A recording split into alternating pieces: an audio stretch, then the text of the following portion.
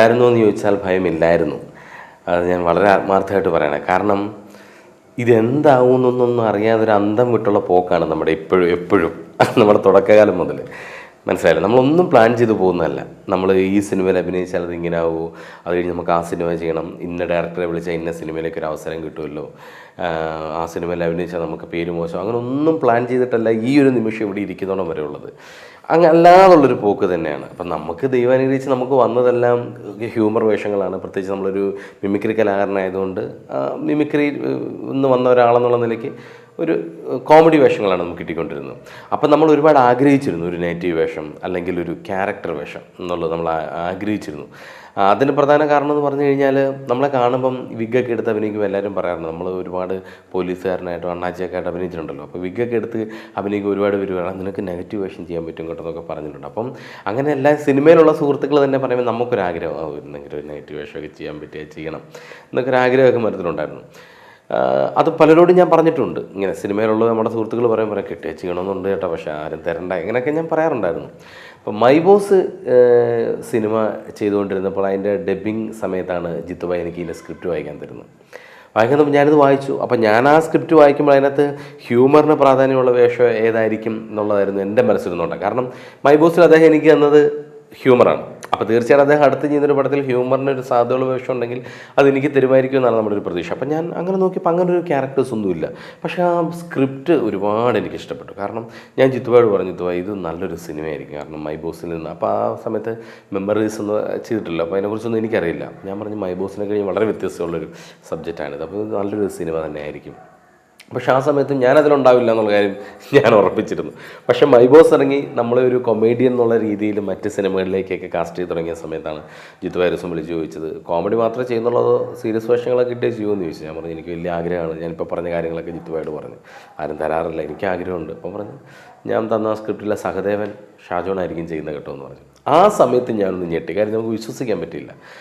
കാരണം ഒരു സംവിധായകൻ നമ്മളെപ്പറ്റി അങ്ങനെ ചിന്തിക്കുന്നുണ്ടല്ലോ ഒരാൾ, അത് വളരെ സന്തോഷമാണ്. ഞാൻ ചോദിച്ചത് സത്യമാണ്, നടക്കുന്ന കാര്യമല്ലോ ആണോ ഇത് എന്ന് ചോദിച്ചു. അപ്പോൾ പറഞ്ഞു ഷാജോൺ, എൻ്റെ മനസ്സിലിപ്പോൾ സഹദേവനായിട്ട് ഷാജോ മാത്രമാണുള്ളത്. പിന്നെ ഇതൊരു പ്രൊജക്റ്റായി വരുമ്പോൾ, ഇതൊരു സിനിമയായി വരുമ്പോൾ എൻ്റെ മാത്രമല്ല, പ്രൊഡ്യൂസറിൻ്റെ സജഷൻസ് നമ്മൾ നോക്കണം, ഹീറോ ആരായിരിക്കും അദ്ദേഹത്തിൻ്റെ സജഷൻ നമ്മൾ കേൾക്കേണ്ടി വരും, എല്ലാം ഉണ്ടാകും. പക്ഷേ ഇപ്പോൾ എൻ്റെ മനസ്സിൽ ഷാജോണാണ് സഹദേവൻ എന്ന് പറഞ്ഞു. ഒരുപാട് സന്തോഷം തോന്നി. അതിനിടയ്ക്ക് ഞങ്ങൾ ഒരുപാട് തവണയൊക്കെ വിളിക്കും. അപ്പോൾ ഞാൻ ചോദിക്കും എന്തായി, ഡിസ്കഷൻ നടക്കുന്നു ഷാജോൺ എന്നൊക്കെ ഇങ്ങനെ പറഞ്ഞ്. ഒരു ദിവസം ഇങ്ങനെ ലേഡീസ് ആൻഡ് ജെൻറ്റിൽമാൻ്റെ ഷൂട്ടിംഗ് നടക്കും, ജിത്തുഭായി അവിടെ വന്നിരുന്നു ലാലേട്ടനെ കാണാൻ. അപ്പോൾ എന്നോട് പറഞ്ഞ് നമ്മുടെ സബ്ജക്റ്റ് പറയാൻ വേണ്ടി വന്നാൽ കേട്ടോ. അപ്പോൾ എനിക്ക് ടെൻഷനായി, കാരണം ഞാനിപ്പോൾ ലാലേട്ടനോട് അഭിനയിച്ചുകൊണ്ടിരിക്കുന്ന ലേഡീസ് ആൻഡ് ജെൻറ്റിൽമാനാണ്, അതിലെനിക്ക് ഹ്യൂമർ വേഷമാണ് ഞാൻ ചെയ്തുകൊണ്ടിരിക്കുന്നത്. അപ്പോൾ ഒരു നെഗറ്റീവ് വേഷം എന്നൊക്കെ പറയുമ്പോൾ എന്തായിരിക്കും എന്നറിയില്ല. പിന്നെ നമ്മൾ ഈ പറയുന്ന പോലെ ഒന്നും പ്ലാൻഡ് അല്ല, നമ്മളൊന്നിനെക്കുറിച്ച് ഓർത്ത് ടെൻഷൻ അടിക്കുന്നില്ല. അത് നമുക്ക് കിട്ടുമോ, നാളെ എന്തായിരിക്കും എന്നൊന്നും ഓർത്ത് ടെൻഷൻ അടിക്കുന്നില്ല. ഒന്നും ടെൻഷൻ അടിക്കുകയാണ് നമ്മൾ ഇതുവരെയൊക്കെയെങ്കിലുമൊക്കെ എത്തിയത് പോയി. അതുകൊണ്ട് നമുക്ക് അതിനെപ്പറ്റിയുള്ള ടെൻഷൻസ് ഒന്നുമില്ല, അതെല്ലാം ദൈവത്തിന് വിട്ടുകൊടുത്തുള്ളൊരു പോക്കാണ്. അപ്പോൾ 2 ദിവസം കഴിഞ്ഞപ്പോൾ എന്നെ വിളിച്ചിട്ട് പറഞ്ഞൊരു ഹാപ്പി ന്യൂസ് ഉണ്ട്, ലാലേട്ടൻ നായകനാവുന്നു, ആന്റണി ചേട്ടനാണ് പ്രൊഡ്യൂസ് ചെയ്യുന്നത്, ആശീർവാദ് പ്രൊഡ്യൂസ് ചെയ്യുന്നു. അപ്പോൾ ഞാൻ വെച്ചാൽ സഹദേവൻ്റെ കാര്യമെല്ലാം പറഞ്ഞു. സഹദേവൻ ഇങ്ങനെ സംസാരത്തിലിരിക്കുന്നു ഷാജോൺ, ഡൗട്ടാണ്, നോക്കട്ടെ എന്നൊക്കെ പറഞ്ഞു. ഞാൻ വിശ്വസിച്ച് കഷ്ടം എന്നോട് പറഞ്ഞു പേടിക്കണ്ട, സഹദേവൻ നിങ്ങൾ തന്നെ, ലാലേട്ടന് ഭയങ്കര ഹാപ്പിയാണ്, ലാലേട്ടൻ സമ്മതിച്ചു എന്ന് പറഞ്ഞു. അപ്പോൾ എനിക്ക് ഭയങ്കര ഹാപ്പിയാണ്, കാരണം അവരും കൂടി നമ്മളെ അംഗീകരിക്കേണ്ട കാര്യം. ജിത്തുഭായെ സംബന്ധിച്ച് അദ്ദേഹത്തിൻ്റെ സിനിമയെക്കുറിച്ച് അറിയാം. ഇനിയിപ്പം ഞാനല്ല, അത്യാവശ്യം അഭിനയിക്കാൻ അറിയാവുന്ന ആര് ചെയ്താലും ആ ക്യാരക്ടർ ഇതുപോലെ തന്നെ ഗംഭീരമാകും. കാരണം അതിന് വേണ്ടതെല്ലാം ആ സ്ക്രിപ്റ്റിലുണ്ട്. മനസ്സിലായി, അത്യാവശ്യം അദ്ദേഹം പറഞ്ഞു തരുന്ന പോലെ അഭിനയിക്കാൻ കഴിവുള്ളൊരു നടനെ അഭിനയിച്ചാൽ സഹദേവൻ ഇതുപോലെ തന്നെ വിജയമായിരിക്കും എന്നുള്ളത് എനിക്കറിയാം. ഞാൻ തന്നെ അഭിനയിക്കണമെന്നൊന്നുമില്ല. പക്ഷേ മോഹൻലാലിനെ പോലൊരു നടനത് അംഗീകരിച്ചു, ആന്റണി ചേട്ടൻ അംഗീകരിച്ചു, അതൊക്കെ ദൈവാനുഗ്രഹം. ഈ സഹദേവന് കിട്ടുന്ന അംഗീകാരങ്ങളും അനുമോദനങ്ങളും പ്രശംസകളും എല്ലാം തീർച്ചയായിട്ടും അതിൻ്റെ ഡയറക്ടറായ ജിത്തു ജോസഫിനും ലാലേട്ടനും ആന്റണി ചേട്ടനും ഒക്കെ അവകാശപ്പെട്ടത് തന്നെയാണ്. സത്യം പറഞ്ഞാൽ ആ ഒരു ഭാഗത്തോട്ടൊന്നും ഞാൻ ചിന്തിച്ചിട്ടില്ല. തുറന്ന് പറയുകയാണെങ്കിൽ ജിത്തു ജോസഫ് എന്ന് പറയുന്നൊരു ഫിലിം മേക്കറിൽ എനിക്ക് ഒരുപാട് വിശ്വാസം ഉണ്ടായിരുന്നു. കാരണം അദ്ദേഹം അതിനു മുമ്പ് ചെയ്ത എന്നെ വെച്ച് ഞാൻ ഉൾപ്പെട്ട മൈ ബോസ് ആണെങ്കിലും മെമ്മറീസ് ആണെങ്കിലും ഒക്കെ, കാരണം കോമഡി പടങ്ങളെല്ലാം ന്യൂ ജനറേഷൻ സിനിമകളുടെ ഒരു കുത്തൊഴുക്കിനിടയ്ക്കാണ് ഒരു ഹ്യൂമറൊന്നുമില്ലാതെ മെമ്മറീസ് എന്ന് പറയുന്നൊരു സിനിമ കൊണ്ട് വിജയിപ്പിച്ച ഒരാളാണ് അദ്ദേഹം.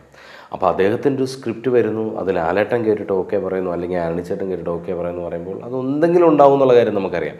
പിന്നെ ആ സ്ക്രിപ്റ്റ് വായിച്ച ഇതും നമുക്കറിയാം. ഞാൻ ഈ ഷൂട്ടിങ്ങിന് ചെന്നിട്ട് തലേദിവസം ഞാൻ റൂമിൽ നിന്നിട്ട് ജിത്തുവായിട്ട് പറഞ്ഞു, ഭായി ഞാൻ എന്നെ അങ്ങ് വിട്ട് തന്നെ കേട്ടോ, നിങ്ങൾ എന്താണെന്ന് വെച്ചാൽ ചെയ്തോണം കേട്ടോ എന്ന് പറഞ്ഞു. അപ്പോൾ എന്നോട് പറഞ്ഞു ഇയാൾ എന്നെ കൂടെ ടെൻഷൻ അടിപ്പിക്കില്ല, നമുക്കങ്ങ് ചെയ്യാതെ ഒരു കുഴപ്പമില്ല എന്ന് പറഞ്ഞു. അപ്പോൾ അതൊരു ധൈര്യം തരുന്നതാണത്.